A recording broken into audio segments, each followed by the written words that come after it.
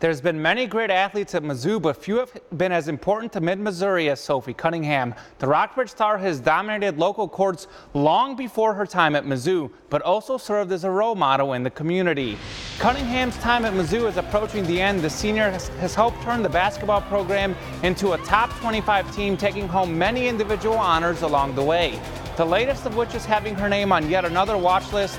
Sophie's on the Naismith list for Player of the Year. Cunningham started her senior year with a 31-point performance in a win over Western Illinois. Here's Sophie on her time at Mizzou.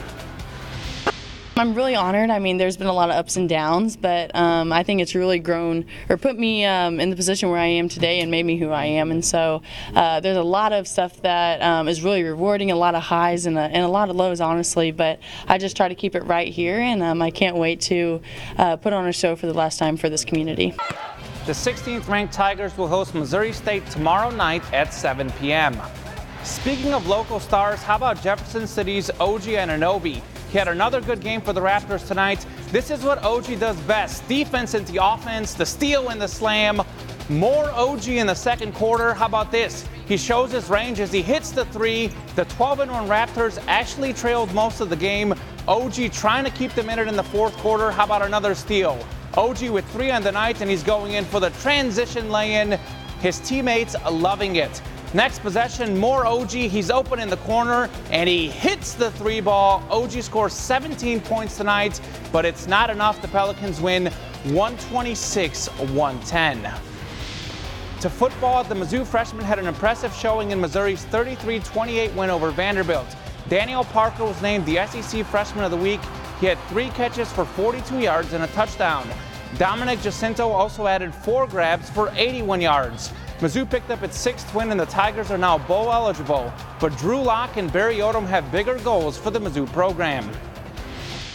You know, being 8-4 would sit really well going into the last game to end up being 9-4, and you know, people around here can take some deep breaths until the next season and relax and hopefully feel okay about a Missouri team going 9-4 with 2 last-second losses that could easily made us 11-2. There'll be a point in my time here that getting to 6 wins is not something that you know, it's an expectation, and that was a little bit the way our team was in the locker room afterwards, which is, that's good to see. But also they expect a lot more, and they want a lot more. The 6-4 Tigers travel to Tennessee Saturday to take on the 5-5 Volunteers. It's a 2:30 p.m. kickoff right here on KRCG 13. We've talked plenty about Patrick Mahomes, and rightfully so. He's the NFL leader in touchdown passes and the new Chiefs franchise record holder. But quietly, Kansas City's defense has improved. The Chiefs struggled to start the season, allowing about 29 points a game over the first 6 games, but the last 4 games, Kansas City is allowing just 17 points per game, including giving up 14 to the Cardinals. The Chiefs players know the team's success will come down to how well the defense plays. Defense, we haven't been playing well all season, so we're trying to turn this around and trying to get it going in the right direction because we got goals. And as a whole, we know if we want to win this thing, win the whole thing, defense got to play better week in and week out. I think this is a great start. We just got to continue to build on it. The Chiefs play the Rams next Monday night in Mexico City. The 2 teams tried to move the game to Denver, but the NFL said no. The winner of the 9-1 showdown will have the top record in the NFL. How about some local football? As you can vote for our play of the week, check out Blair Oaks' Braden Pritchett in the open field as he runs over 1 defender. Look at that. Breaks a few more tackles, and he's in for a 38-yard TD. The Falcons flying to a district title. Rockbridge's season came to an end, and so did the great high school career of Nate Pete. He's headed to Stanford next year, and this is why. Pete with a 70-yard touchdown run. Speaking of long runs, how about Batto's Darren Jordan? Look at this speed. Jordan and the Spartans win a district title thanks in part to this 93-yard touchdown run. Go to our KRCG Facebook and Twitter pages to vote.